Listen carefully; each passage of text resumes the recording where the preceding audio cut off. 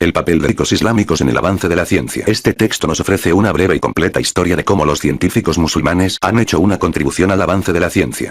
Se sabe que los científicos musulmanes han puesto las piedras fundamentales en ciencias como la química, las matemáticas y la medicina.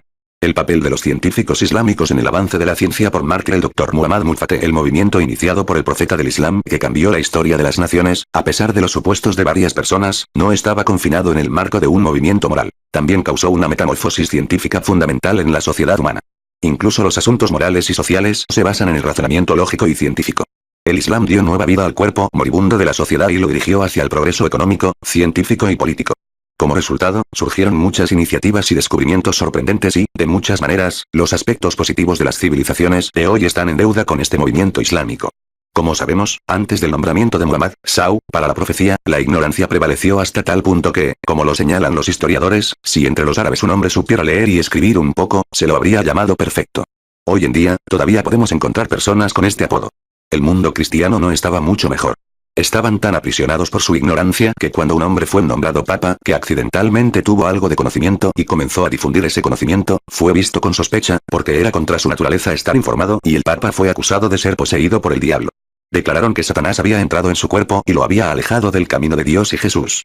Sí, en tales circunstancias la santa llamada de Alá exaltará a los que creen, y a los que reciben conocimiento, en los grados superiores, Santo Corán, 58:11. Se hizo eco en la oscuridad de esa época y no pasó mucho tiempo para que se produjera una revolución y científicos tan renombrados como Avicenna, Farabi, Zakaria Razi, Ibn Rushd y cientos de personas como ellos brillaron entre los musulmanes.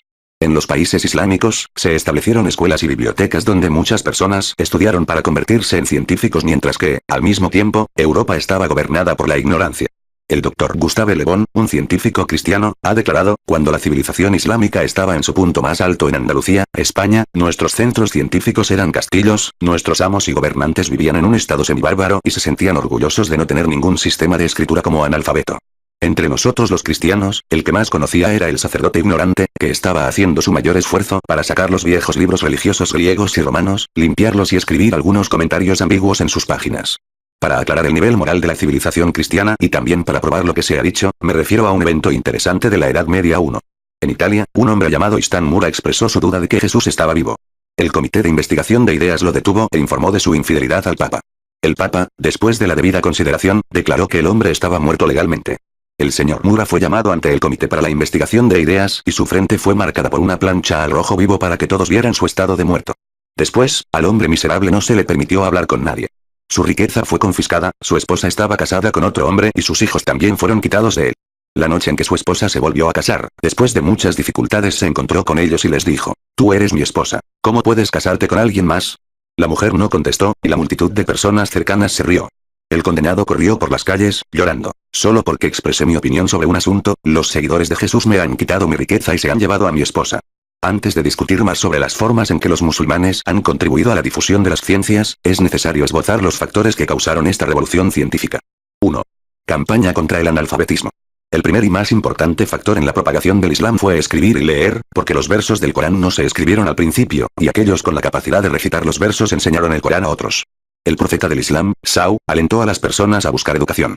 Después de la batalla de Badr, a cada prisionero de guerra se le contó a cada uno el arte de leer y escribir a 10 niños de Medina, con el fin de obtener la libertad. Este es un claro ejemplo de la línea de pensamiento del fundador del Islam. El profeta del Islam, incluso obligó a algunos de sus seguidores a aprender idiomas extranjeros. Un ejemplo es Zaid ibn Thabit, quien fue enviado en una misión para aprender hebreo, como él mismo declaró. Fui llevado al profeta del Islam, y cuando se me informó que sabía 17 versos del Corán de memoria, el profeta se sorprendió. Los recité a todos, y cuando el profeta vio que poseía este talento, me ordenó que aprendiera hebreo, el idioma de los judíos, y agregó que temo que los judíos puedan cambiar el libro, el Corán. Me apliqué y aprendí hebreo en poco tiempo. Me encargaron de escribir las cartas del profeta a los judíos, y de traducir las cartas que nos enviaron. Otros profetas también fueron ordenados por el profeta, para aprender el idioma siríaco. Cuando los musulmanes árabes expandieron sus conquistas a los países vecinos, tuvieron que aprender el arte de escribir y leer para gobernar mejor esos países. Esta fue también otra razón para el aumento en el número de personas alfabetizadas. Además, los extranjeros que aceptaban el Islam tenían que aprender y comprender sus deberes religiosos. Este fue otro factor que llevó a la civilización de otros países a los centros islámicos. 2. Desarrollo de ideas. Otro factor importante para este movimiento fueron las enseñanzas del Islam. El Corán, al narrar la historia de otras naciones y las historias de Adán, Abraham, Jonás, Moisés, José y otros profetas, podría mover los cerebros helados y pedregosos de la gente. El Sagrado Corán, al elaborar los principios de la creencia y al explicar el poder de Alá Todopoderoso y su unidad, también atrajo la atención de los pensadores y los llevó a contemplar el mundo de acuerdo con versos tales como: no consideran el reino de los cielos y la tierra y cualquier cosa que Alá haya creado, Santo Corán 7. 185. Entonces, dejemos que el hombre considere lo que está creado. Santo Corán 86. 5. Y, sin duda, en las creaciones de los cielos y la tierra y la alternancia de la noche y el día hay signos para los hombres que entienden.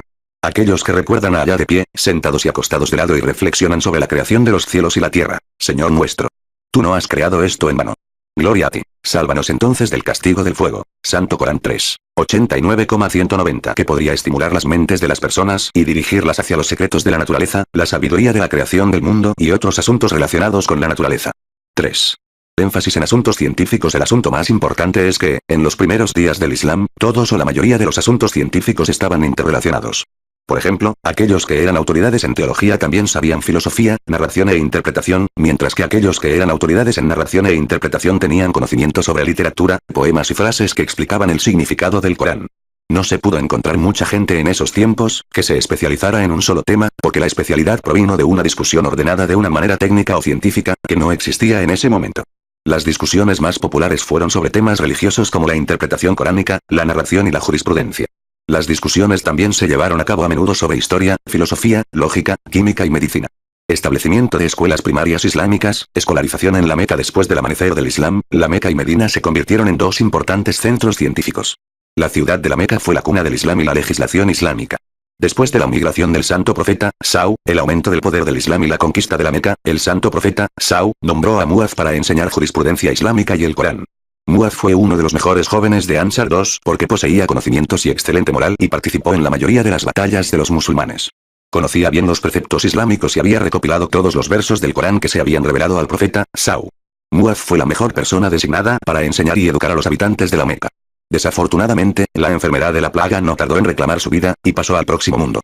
Así, este gran hombre de sabiduría y conocimiento se despidió de la vida terrenal. Abdullah ibn Abbas fue designado para suceder a Muaz, y comenzó a enseñar y educar a las personas de inmediato. La fama de esta ciudad con respecto al aprendizaje y la ciencia se debe a sus esfuerzos. La escolarización en la Medina fue el centro de propagación islámica y fue la segunda ciudad del líder de los musulmanes. Fue el hogar de muchos de los seguidores del profeta y, lo más importante, muchos eventos históricos y políticos tuvieron lugar en esta ciudad. La mayoría de las leyes del Islam se explicaron en Medina y luego se extendieron a otras regiones, por lo tanto, aquellos interesados en aprender y comprender las instrucciones islámicas tuvieron que viajar a Medina para realizar sus objetivos. Después del fallecimiento del profeta, Sau, Medina se convirtió en el centro del califato y allí residían los líderes musulmanes. En cada guerra posterior, la victoria de las tropas islámicas, algunos de los prisioneros de guerra, por orden de los califas, fueron transferidos a la ciudad capital de Medina, y dado que entre estos prisioneros de guerra, en particular los de Roma e Irán, muchos conocedores y educados, como resultado, Medina se familiarizó con las costumbres, tradiciones, ciencias y otros aspectos de las civilizaciones de otras naciones. No pasó mucho tiempo para que Medina se convirtiera en un importante centro de ciencia y conocimiento, y quienes se educaron allí se convirtieron en especialistas en temas como la jurisprudencia, la narración y la historia. Durante muchos años, desde todos los rincones del mundo, los estudiantes viajaron a esta ciudad para recibir educación, según lo declarado por Ibn al-Athir. Abul Aziz ibn Marwan envió a su hijo a ser educado en los centros educativos de Medina. Después de aprender estudios religiosos y ampliar su investigación, viajó a otros lugares y continuó su avance en el conocimiento con una velocidad asombrosa. La forma en que los musulmanes estaban conquistando tierras fue realmente sorprendente y quizás sin precedentes en las historias de otras naciones. Su adquisición de conocimiento también fue sorprendente, como se analizará en un capítulo posterior.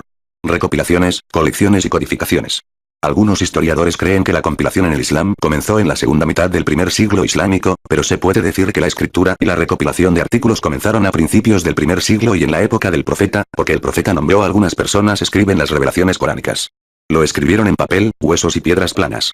Varios musulmanes también recopilaron las narraciones del profeta, Sau, incluido Abdullah ibn Abbas, quien escribió las narraciones que él mismo escuchó, y los relatos históricos de la guerra de los musulmanes y la participación del profeta en las guerras de los musulmanes. Un ejemplo de estos musulmanes es Wahab ibn Munabbih, quien a lo largo de los años 110-134 a. después de Hijra, escribió sobre la historia de las batallas islámicas.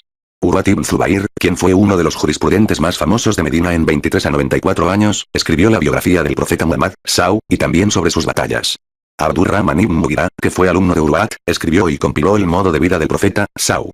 Ibn Shahab al-Zohari, que vivió de 51 a 124 a, también escribió un libro sobre las batallas del profeta. ¿Dónde comenzó el movimiento científico islámico? En el capítulo anterior notamos que en cada ciudad que ingresaban los musulmanes, su primer objetivo era establecer mezquitas y escuelas. Por lo tanto, en todas las ciudades islámicas, se establecieron escuelas, pero en la historia islámica, algunas escuelas se mencionaron con más frecuencia y fueron centros de investigación en diversas materias científicas. La primera y más importante de estas escuelas es la Academia de Bagdad, también conocida como Baitul Hikmah, Casa de la Sabiduría. Este centro científico fue establecido por Harún al-Rashid, el califa abasí, y completado por su sucesor, Ma'mun, recopiló literatura y fue un centro de atracción para intérpretes e investigadores de muchos países. Las diversas teorías y prácticas científicas desarrolladas en la Academia de Bagdad encontraron un ambiente propicio para la investigación científica. Ma'mun desarrolló y ayudó en gran medida a la expansión de la Casa de la Sabiduría y gastó 300.000 monedas de oro en la traducción de libros griegos. Una de las condiciones de la convención de paz entre Ma'mun y el emperador de Roma fue que el emperador romano cedió las bibliotecas de Constantinopla a Ma'mun. El libro de Ptolomeo sobre astronomía estaba entre estos libros que Ma'mun ordenó para su traducción. Los traductores de la Academia de Bagdad eran un grupo de hombres bien informados y educados de Irán, Siria e India, y la mayoría de ellos eran siríacos, que eran muy cultos en la ciencia y la filosofía griegas. Algunos de los hombres famosos pertenecían a una familia llamada Buktisou, hijo del siríaco Buktisou, que era el médico de Mansor, y algunos eran nestorianos. También hubo traductores de la familia de Anim ibn Ishaq, Kaki, Sabetarán y Sa'edi.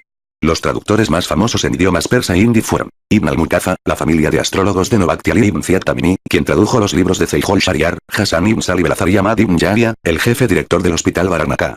En otras partes del mundo islámico, se establecieron centros científicos similares a la Casa de la Sabiduría, particularmente después de la caída del califato y la consiguiente independencia de los países pequeños y grandes.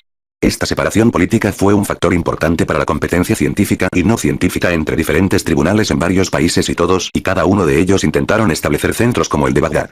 Como resultado de esta competencia, se establecieron muchos centros en ciudades como Samarkand, Marv, Arat, Tous, Naisabur, Rey, Isfahan, Shiraz, Damasco, Quds, Jerusalén, El Cairo, Girban, Fez, Eshbilie, Garnate y otros lugares.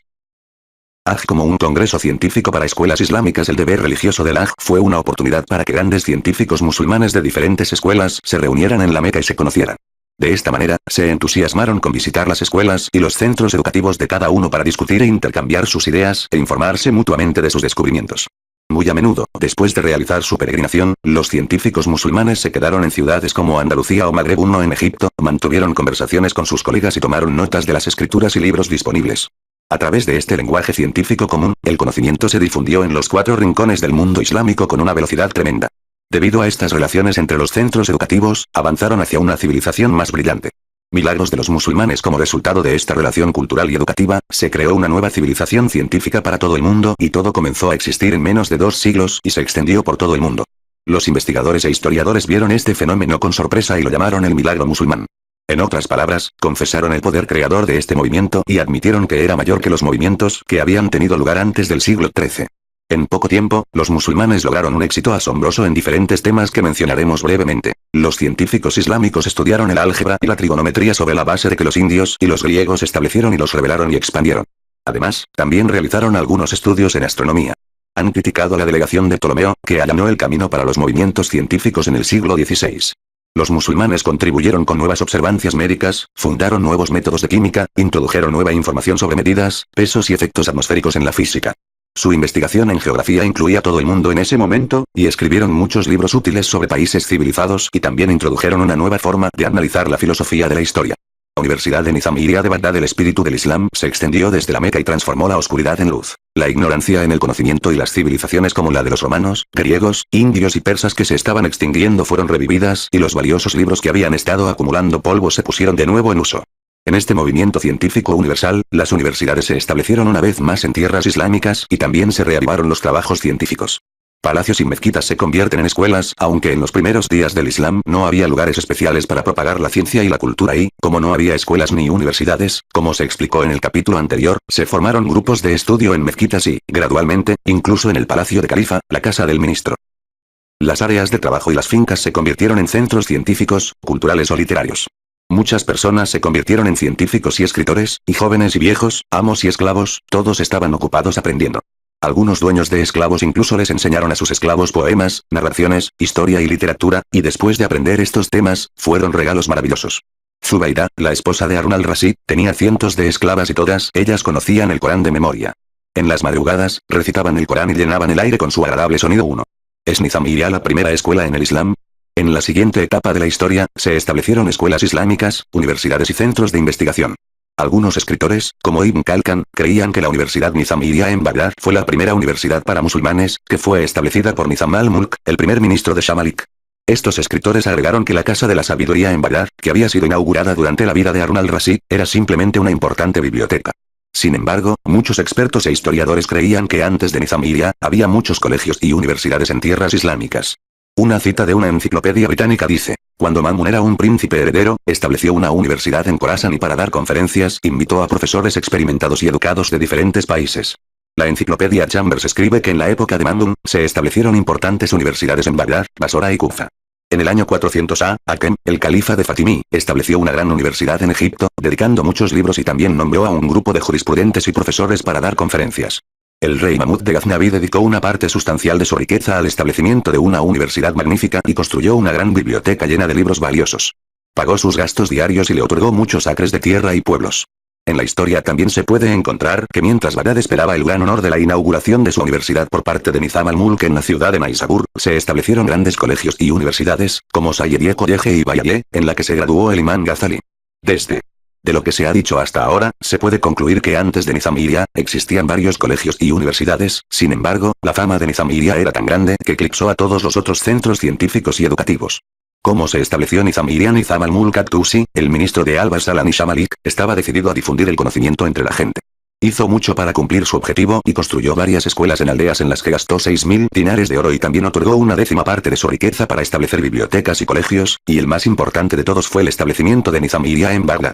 La base de Nizamiya se colocó en 487 a un costo de 200.000 dinares dorados, y se completó en el año 489 a. Se inauguró con una ceremonia magnífica y si lo que se ha escrito en la historia es cierto, todas las personas en Bagdad y la familia real se apresuraron a asistir a la ceremonia, que ilustró el entusiasmo de los musulmanes hacia el desarrollo del conocimiento. Abu Ishaq, profesor titular, fue nominado para rectorado en la universidad. Finalmente aceptó después de 20 días de insistencia. Mientras el califato de Bagdad estuvo en el poder, la Nizamiya fue gloriosa y muchos eruditos famosos se graduaron de esta universidad. Saadi, el famoso poeta, fue uno de ellos. Para los académicos y científicos de esa época, no había mayor honor que ser un profesor en Nizamiya. Durante 200 años, nadie fue designado para ese puesto a menos que fuera el más entendido en temas relacionados. Abu Zakaria Tabrizi, un conocido escritor de esa época, fue el director de la Biblioteca Central de Nizamiya. En 589 a. Nasiruddin emitió una orden para establecer otra gran biblioteca a la que dedicó muchos libros raros y valiosos, que fueron transferidos de la biblioteca del califa. A los estudiantes se les asignó una cierta cantidad de dinero como subsidio mensual, que era una de las ventajas de esta universidad. Otra ventaja fue que tanto los pobres como los ricos podían enviar a sus hijos a estudiar a esta universidad y 6.000 estudiantes se graduaron con altas calificaciones. La hermandad de Safa, la historia de la humanidad, ha sido testigo de innumerables guerras y revoluciones, muchas de las cuales revelan la naturaleza explotadora del hombre. El objetivo subyacente de cualquier revolución o movimiento puede entenderse por el comportamiento de sus líderes y los resultados de sus logros. Con el paso del tiempo, se puede determinar la verdadera cara de estos líderes y sus objetivos. La expansión del establecimiento casi diario de escuelas, universidades y bibliotecas y la recopilación de muchos libros sobre el Islam es una prueba clara de las buenas intenciones de este movimiento científico islámico. Los líderes de las tierras islámicas que persiguieron este objetivo hicieron todo lo posible para presentar estos regalos que Dios les ha dado a los académicos y científicos, y la atención que se presta a los estudiantes fue de acuerdo con esta política. Por ejemplo, Sharafuddin Ayyubi, el gobernante de Damasco, declaró una vez que cualquiera que memorizara el libro de Al-Mufassal escrito por Zomokshari ganaría un premio por valor de 100 dinares, y como resultado, muchos lo aprendieron de memoria. La opinión pública estaba tan preocupada por el desarrollo de la ciencia y el conocimiento que a veces los gobernantes se vieron obligados a hacer algo, a demostrar que a ellos también les importaba. Reunión de luto en Bagdad para tener una idea más clara de las opiniones del público en ese momento, este sorprendente evento histórico es suficiente. Cuando los académicos iraquíes fueron informados de las facilidades financieras de los estudiantes en Nizamiya, se reunieron y celebraron una reunión de duelo, lamentando el hecho de que a partir de ese momento, la búsqueda de conocimiento no era solo una cuestión de conocimiento, sino que también afectaba a cuestiones materiales. La formación de la hermandad Safa es un ejemplo del profundo efecto del movimiento científico en las personas. Los involucrados en la formación de este centro educativo abandonaron el apoyo del gobierno y para mostrar su sinceridad hacia la ciencia, se negaron a imprimir sus nombres en sus publicaciones y, por lo tanto, rechazaron la fama. En el siglo IV después del Hijra, se formó una sociedad secreta en Bagdad y Basora. Los miembros de esta sociedad estaban entre los grandes científicos y eruditos islámicos. Se llamaron a sí mismos la hermandad Safa, que significa hermanos y seguidores de la claridad. Tuvieron mucha influencia en los centros científicos y culturales. Los académicos y científicos que pertenecían a la hermandad aprendieron en la mayoría de los temas conocidos en ese momento.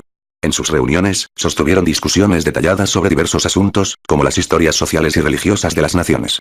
Se llegó a un acuerdo para publicar sus conclusiones en una serie de artículos. Aunque los hermanos y seguidores de Clarity no firmaron sus nombres en estos documentos y libros, ocuparon una posición elevada en la historia de la ciencia y realizaron un servicio valioso y admirable para el avance de la ciencia, introduciendo nuevas iniciativas e ideas relacionadas con diferentes aspectos científicos. Asignaturas. Incluso después de los miles de años, los científicos aún reconocen sus contribuciones. El nivel de pensamiento humano después del siglo X estaba en su apogeo. Iquanul Safa era muy popular entre las personas y usualmente designaban a representantes de diferentes clases de la sociedad para guiarlos y contarles lo que habían aprendido de Iquanul Safa.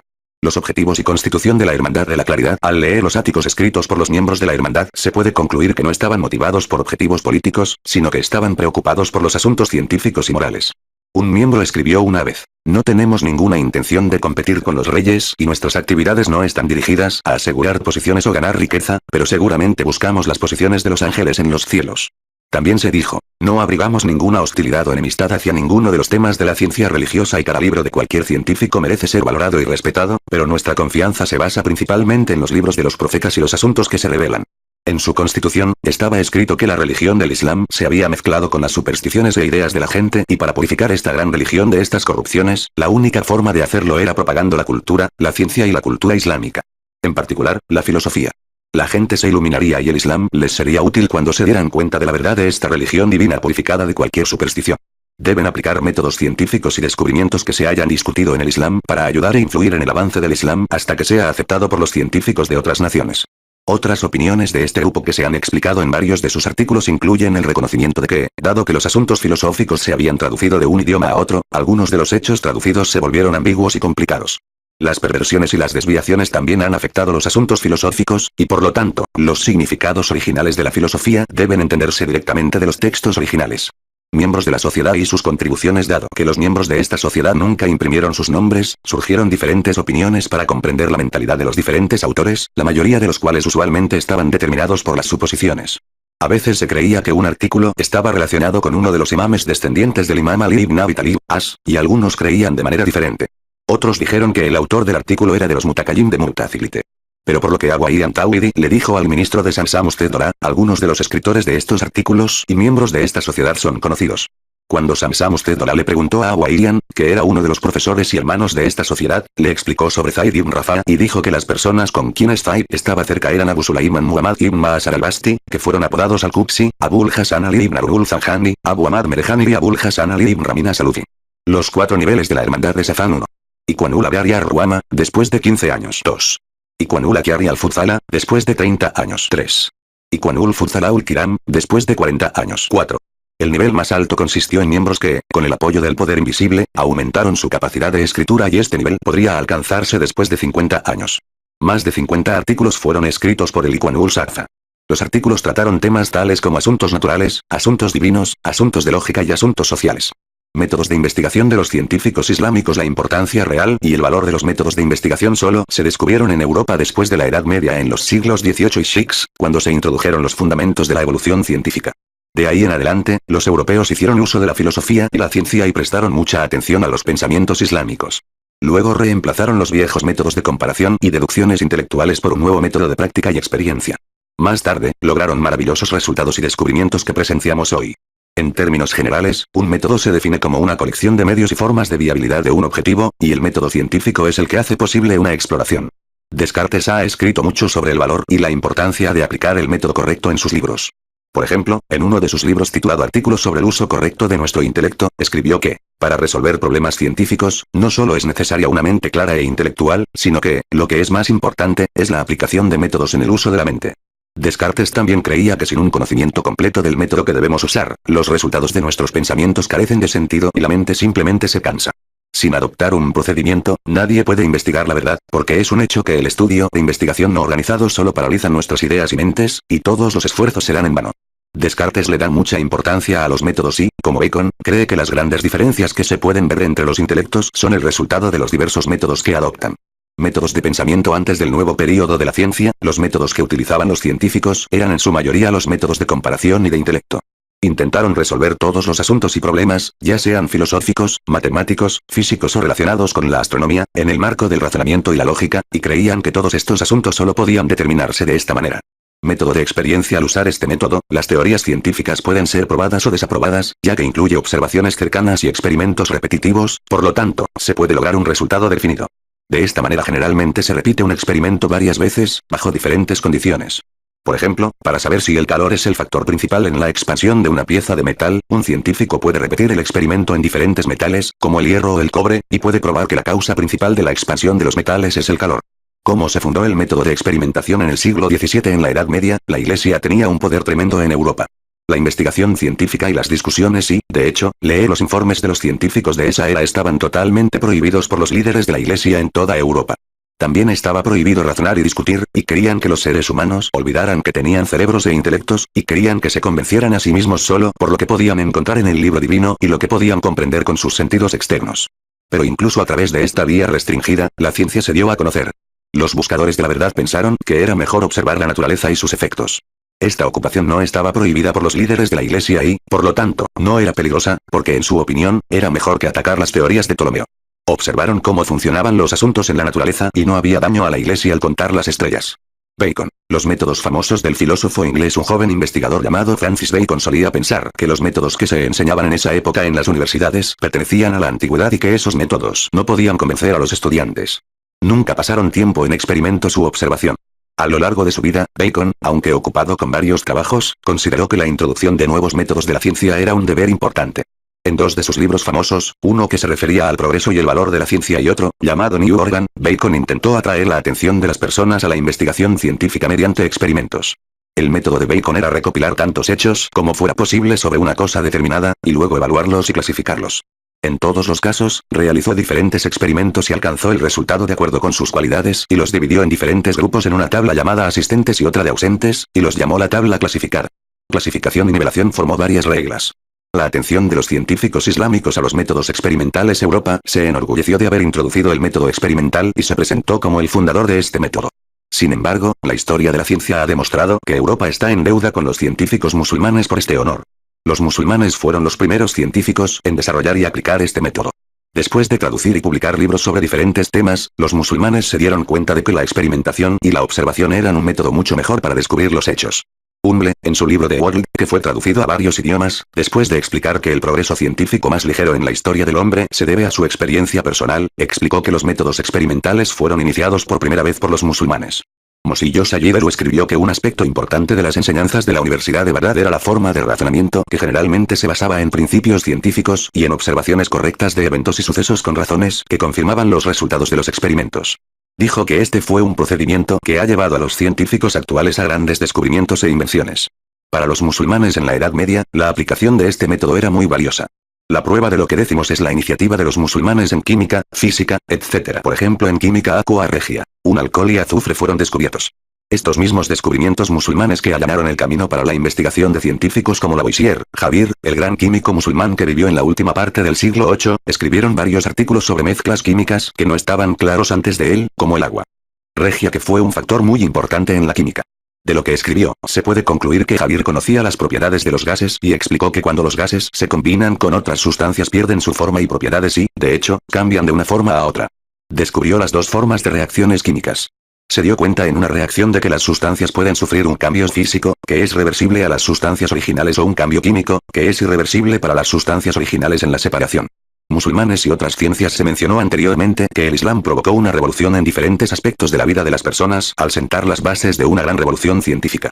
Esto fue seguido por el establecimiento de numerosas escuelas, colegios y universidades que atrajeron a muchos científicos e investigadores, que escribieron valiosos libros y documentos. Pero como uno debe trabajar duro para llegar a la cima, las naciones civilizadas también, antes de elevarse a la grandeza, pasaron por diferentes etapas. En la historia de la civilización, una nación nunca ha sido capaz, o tal vez es imposible para una nación, saltar de un modo de vida primitivo a uno progresivo. Cada nación que se ha hecho poderosa en el mundo fue una vez el títere de otra nación. Por ejemplo, si Grecia, con su magnificencia y grandeza, es conocida como el centro de la ciencia y la filosofía, debe recordarse que Grecia había sido estudiante de Egipto, y que el fundamento de su filosofía fue, hasta cierto punto, tomado de los egipcios. También los romanos, con toda su fama, fueron dominados científicamente por los griegos y solo contribuyeron un poco a lo que habían aprendido de ellos. Por lo tanto, no sería sorprendente si en la historia de la civilización islámica viéramos que, al momento de obtener otras ciencias e industrias, los califas de Umayyad y Abbasid invitaron a científicos iraníes, griegos o indios a venir a los países islámicos para enseñar. También hicieron esfuerzos para traducir los libros de Pahlaví, siríaco y griego al árabe, el idioma oficial de los musulmanes, a fin de mejorar y tener una mejor comprensión de las culturas y ciencias de otras naciones. La ventaja de los musulmanes a griegos y romanos. Las encuestas sociológicas en la historia de las naciones han demostrado que los musulmanes ocupaban una posición superior en términos de talentos y administración. Aunque los griegos tomaron la iniciativa en filosofía y algunas ciencias, sin embargo, fueron muy débiles para establecer el orden y la legislación. La mayoría de las veces vivían en sistemas feudales y gastaban sus fuerzas en guerras civiles y conflictos internos. Por el contrario, los romanos eran muy fuertes en la legislación y en el establecimiento de un gobierno, pero no tomaron ninguna iniciativa en la investigación de ciencias y filosofía y no agregaron nada a lo que ya habían tomado de los griegos. Los puntos fuertes de estas dos naciones se pueden ver claramente en los musulmanes porque los musulmanes, como los griegos, eran muy poderosos en ciencia y filosofía. No solo hicieron uso de estos dos valiosos activos de los griegos, sino que también los enriquecieron con la lógica y las narraciones de los iraníes e indios, y establecieron nuevas leyes legislativas junto con un gran progreso en el estudio de la gramática, la sintaxis, la teología, la narración y la investigación en ciencias naturales. Todo esto dio a los musulmanes una mayor superioridad para establecer un gobierno aún más fuerte que los romanos. Cuando los musulmanes establecieron gobiernos y gobernaron los países bajo su dominio, legislaron leyes derivadas de revelaciones islámicas que se extendieron por gran parte del mundo. La motivación de los musulmanes para estudiar y aprender ciencias extranjeras originalmente provino del mismo énfasis y estímulo que el Sagrado Corán y el profeta del Islam habían prescrito acerca de las ciencias. Sabían que el profeta había declarado repetidamente que la sabiduría y el conocimiento son las propiedades que un creyente siempre está buscando donde quiera que oiga una palabra informada que aprende y que no prestaría atención a dónde o de quién proviene. Hasta finales del primer siglo islámico y hasta principios del segundo siglo, es decir, a lo largo de los reinados de los primeros califas y los califas omeyas en diferentes regiones del país, los musulmanes estuvieron ocupados en sus conquistas y, como resultado de ello, no tuvieron muchas oportunidades de prestar atención a sus trabajos, a importantes cuestiones religiosas y al gobierno. Sin embargo, desde el momento en que los iraníes y el pueblo iraquí y algunos asiáticos y otras naciones cercanas establecieron relaciones y comenzaron a mezclarse con los musulmanes, gradualmente ingresaron en los campos de la administración y el trabajo social. Las necesidades generales, como la necesidad de aprender acerca de la medicina y las matemáticas, también llevaron a los musulmanes a prestar atención a las ciencias de otras naciones. El primer libro traducido, la primera traducción de la ciencia extranjera al árabe, fue completada por Khalid ibn Yazid ibn Muawiyah, conocido como el hombre sabio de Al-Marwan, o Hakim al-Marwan.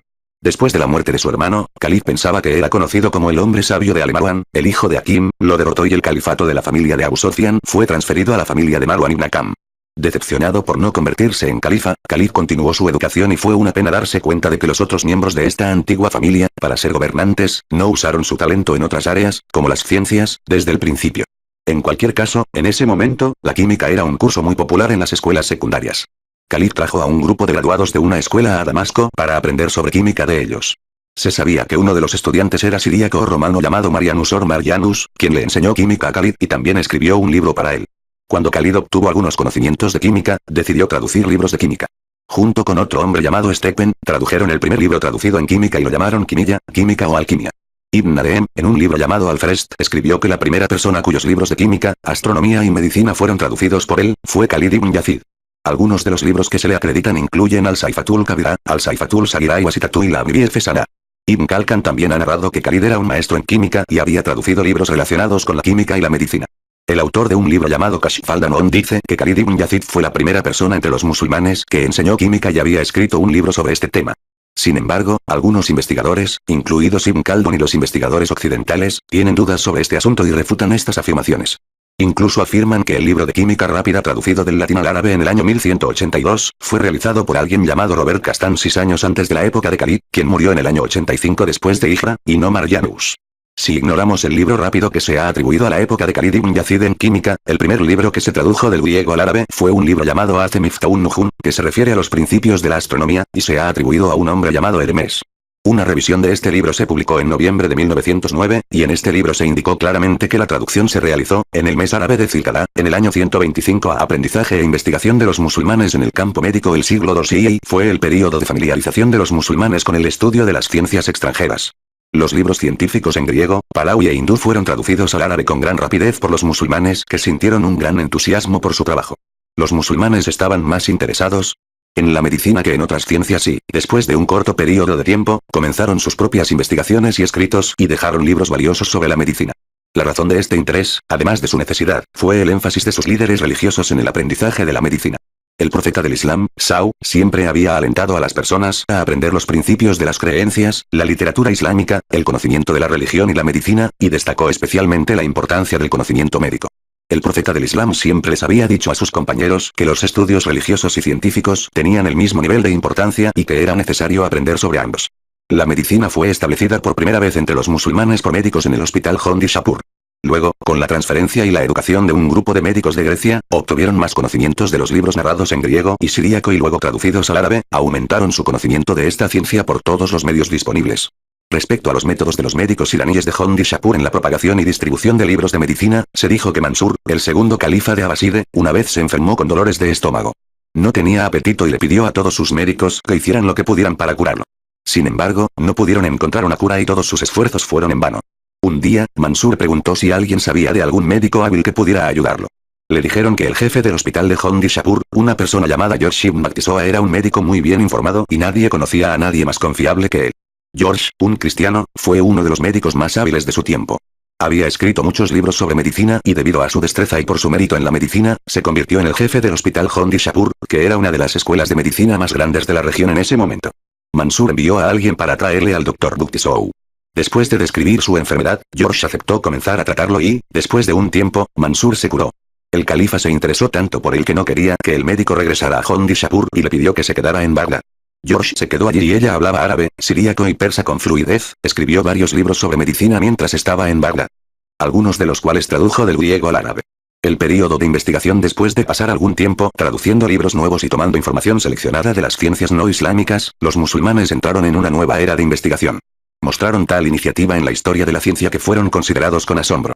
En medicina, en particular, produjeron grandes médicos. Ibn Abi Usaybia en uno de los volúmenes de su libro Tabaqatul Adwa la clasificación de los médicos, categorizó y enumeró los nombres de todos los científicos islámicos. Un distinguido científico y doctor en el Islam. Uno de los ejemplos más famosos de un científico musulmán fue Muhammad ibn Zakaria Razi, quien también fue apodado Tabib al-Muslimin. El doctor de los musulmanes, o Jalinus Ulara, el galeno de los árabes. Razi era un médico respetado, un filósofo famoso y un matemático muy hábil, pero era más conocido en el campo de la medicina. Se dice que primero fue un joyero, pero que tenía un gran interés en la química y por esa razón, pasó la mayor parte de su tiempo experimentando con varios productos químicos. Debido a su trabajo duro y contactos diarios con diversos gases y sustancias químicas, sus ojos comenzaron a inflamarse gravemente. Razi consultó a un médico para recibir tratamiento y se le cobraron 500 ashrafi, que era la unidad monetaria en ese momento. El médico le dijo que era el dinero lo que era la verdadera alquimia y no lo que estaba haciendo. Las palabras del médico afectaron tanto a Razi que comenzó a pensar en estudiar medicina a la edad de 40 años. El pensamiento de Razi se materializó y, a la edad de 40 años, mostró tal dedicación a la medicina y se convirtió en un médico tan bueno que cualquiera que sufriera una enfermedad física y había oído hablar de Razi se acercó a él. En los años 289-295 a. Razi era jefe de los médicos en Bagdad y, por mostrar su grandeza y los servicios que había prestado en medicina, expertos en historia de la ciencia han dicho que la ciencia de la medicina que estaba en peligro de morir, fue revivido por Jalinus, y fue Muhammad ibn Zakaria Razi quien lo organizó. Esta ciencia era imperfecta, pero Ibn Sina la perfeccionó. Razi estuvo ocupado en medicina en Bagdad durante 50 años y, además de aplicar lo que leyó en otros libros de medicina, realizó numerosos experimentos y mostró una gran iniciativa al tratar a los pacientes. Ha descrito y descrito todos los métodos que había adoptado en sus libros. Algunas de sus ideas, sugerencias e iniciativas siguen siendo puntos de valor y se están aplicando en la actualidad. El papel de la religión en los médicos musulmanes. Aquí debemos notar que, después de la transferencia de las ciencias extranjeras a los países islámicos y la familiarización de los musulmanes con esas ciencias, se manifestó el espíritu de la ciencia en todas las civilizaciones y se combinaron dos grandes fuerzas, la espiritualidad y el materialismo. Sin embargo, para un médico musulmán, la doctrina de todo lo que pertenece a Dios siempre ha sido el criterio principal y siempre ha destacado en sus actividades. Los científicos musulmanes que creían en este principio eran servidores humildes de su sociedad. Los secularistas, que basaban su práctica en las leyes y estaban principalmente preocupados por adquirir los medios de su disfrute, eran categóricamente diferentes. Los grandes científicos islámicos se han referido a Razi con mucho respeto y han confirmado que actuó con compasión hacia sus pacientes y que solía tratar a los pobres de forma gratuita. Gastó algo de su riqueza para comprar medicinas o alimentos para sus pacientes y, si no tenían un lugar donde recibir tratamiento, solía llevarlos a su propia casa. Hay muchas historias sobre la vida de Razi y todas ellas ilustran que poseía una moral elevada y un gran espíritu. Un ejemplo que nos gustaría mencionar aquí es la historia de que un día Razi caminaba solo en la calle, donde vio a alguien que yacía inconsciente en el suelo. El transeúnte había pensado que el hombre estaba muerto. Pero Razi, después de un examen detallado, pidió a la gente que encontraran palos. Les dijo que golpearan la conciencia del hombre inconsciente y abrieron los ojos. A la vista de todos los que presenciaron esto, Razi ha devuelto la vida a un cuerpo muerto. Cuando el califa le preguntó a Razi cuál había sido este tratamiento milagroso, él respondió que nunca había usado ese tratamiento anteriormente, pero que había sido aplicado con éxito por personas primitivas, y no era un asunto tan importante. Lo único que hice fue recordar lo que los beduinos le hicieron a una víctima de este tipo. Por lo tanto, el crédito debería ir a ellos y no a mí, dijo Razi. Las valiosas obras de Razi. La humanidad está en deuda con Razi por su valiosa contribución e investigación. Europa se ha beneficiado especialmente de sus obras. Razi tiene una fama especial, universal. No se pueden encontrar muchos científicos que hayan escrito tantos libros útiles como Razi. Razi ha escrito más de 250 libros, la mayoría de los cuales son sobre medicina. El más importante es el libro llamado Alawi, del cual hablaremos más adelante. Otro libro es Al-Mansuri, o Mansuri Medicine, que ha sido compilado para Amir ibn Mansur ibn Ishaq Samani, el gobernante rey. Este libro está dividido en dos secciones y es más breve que Alawi. En la Edad Media, Al-Mansuri fue traducido al latín y ha sido reimpreso varias veces desde entonces. Otros libros de Razi son Boran, Tibu Nufus y un libro llamado Quality of Sig, otro libro que trata sobre las enfermedades de las articulaciones del cuerpo y hay un libro sobre cómo evitar los extremos. El árabe Halinus Razi ha hecho muchas objeciones y críticas a las ideas del famoso médico Galenus en un libro Al-Shakuk. El libro llamado Man la Yada Ultai. Es una de las obras famosas de Razi y Ibn Abi Usaybiah la ha llamado la medicina de los pobres, porque en este libro ha esbozado instrucciones sencillas y económicas para el tratamiento de pacientes, lo que es muy útil para el segmento privado de la sociedad. En muchas de sus instrucciones no es necesario el consejo de un médico uno. El libro Buasaa es otra de las obras de Razi que describe el tratamiento de casos de emergencia antes de llegar a un médico. En un libro llamado Al-Tibul Muluki, Razi propuso el tratamiento de todas las enfermedades con alimentos, no con medicamentos. Este método de curación era un método nuevo y desde ese momento, ha ganado muchos partidarios. Otros libros de Razi son demasiado numerosos para mencionarlos individualmente. Además de los libros, se dice que muchos artículos escritos por Razi en la Edad Media se tradujeron al latín y, después de la invención de la máquina de impresión, se imprimieron a menudo dos. Enciclopedia Médica de Alawi, el trabajo más importante y más grande de Razi, es un libro famoso en todo el mundo llamado Alawi, que ha sido llamado el libro general sobre la ciencia de la medicina. Esta enciclopedia identificó y discutió todos o la mayoría de los problemas que enfrenta la ciencia médica en ese momento. Las ideas y los métodos de tratamiento de los antiguos griegos, iraníes y otros científicos también se han recopilado en este libro. Los médicos europeos, en particular la Sociedad Médica de Italia y los médicos en esta tierra, se han beneficiado mucho con el libro, y los científicos antiguos tenían una creencia muy fuerte en este libro. Muchos historiadores han mencionado el libro de Razi con respeto. Aruzuesa Margandi, en un libro titulado 4 artículos en la sección de signos médicos, escribió que todos los médicos deberían leer el libro de Halinus, Al-Rawi, escrito por Razi Kanun, escrito por Ibn Sina, y obtener el beneficio de estos libros. Con respecto al Rawi, se ha observado que durante su vida, Razi no logró reunir y ordenar los capítulos. Simplemente las escribió como notas y después de su muerte, Ibn al-Amid, apodado Sa'ib ibn Ebad, pagó una gran cantidad de dinero a la hermana de Razi para recoger todas las notas de su hermano. Con la ayuda de sus alumnos, los puso en orden y se publicó. Algunos investigadores creen que este libro es de 30 volúmenes. Ibn Adem, en un libro llamado Al-Firis, e Ibn Usaybiah en un libro llamado Ayunul Embara, dijo que este libro tiene 12 secciones. La importancia que los europeos asignan a este libro, a los tratamientos de Razi y los resultados del tratamiento de sus pacientes se han reflejado en este libro, y Razi anotó todas sus observaciones en el libro. Por primera vez, el libro Alawi se tradujo al latín en Italia, 2 volúmenes se publicaron en 1486 y, posteriormente, este libro se volvió a publicar en Venecia, Italia, en los años 1509 y 1542. El manuscrito de este libro está disponible en el Museo Británico, la Biblioteca de Múnich, las bibliotecas de Oxford y Cambridge, la Biblioteca de Excoria de España, la Biblioteca de Salimata en Estambul, la Biblioteca Suleimaniye, la Biblioteca Shahid Ali Pasha en Estambul, la Biblioteca Musa, la Biblioteca Astane Quds en Mashhad, la Biblioteca Modarres en la India y la Biblioteca Malik en Teherán. Abu Rayyan Muhammad al-Ibn Ahmad al-Biruni, otro científico musulmán. Abu Rayyan Biruni, uno de los grandes científicos del cuarto siglo Hijra, hace aproximadamente 1000 años, nació en el norte de la provincia de Khorasan, en Irán. Hizo descubrimientos en matemáticas, astronomía, historia, ciencias sociales y filosofía, y escribió muchos libros en persa y árabe. Sus contribuciones científicas incluyen la determinación precisa de la densidad de 18 metales y piedras minerales diferentes. Calculó el seno y el coseno de los ángulos de 0 a 90 grados y los registró en una tabla. Uno de sus descubrimientos fue la medición del radio de la Tierra usando un método nuevo y difícil. Midió el radio de la Tierra 2 veces, una desde un pico de montaña en las montañas de Hindu Kush en Afganistán y la otra desde el pico de una montaña alta junto a una llanura cuando viajaba a la India. De acuerdo con la figura, para medir el radio de la Tierra a través de este método, se debe subir a la cima de una montaña alta que domina una llanura. La montaña se indica con la altura de A en la figura 1, pero como sabemos, las irregularidades en la superficie de la Tierra son insignificantes con respecto a la amplitud de la Tierra, pero para hacer que la montaña sea reconocible en la figura que dibujamos más grande que su tamaño real. El horizonte debe dibujarse en la cima de la montaña, pero, ¿cómo? Abu Rayyan luego, utilizando un instrumento similar al telescopio de hoy, pasó por alto la superficie de la Tierra y midió el ángulo entre el horizonte, A, y la línea tangente a la superficie de la Tierra, K, que era un ángulo pequeño de unos 30 minutos, medio grado. Midiendo la altura del pico de la montaña, A, y utilizando las siguientes ecuaciones, midió el radio de la Tierra.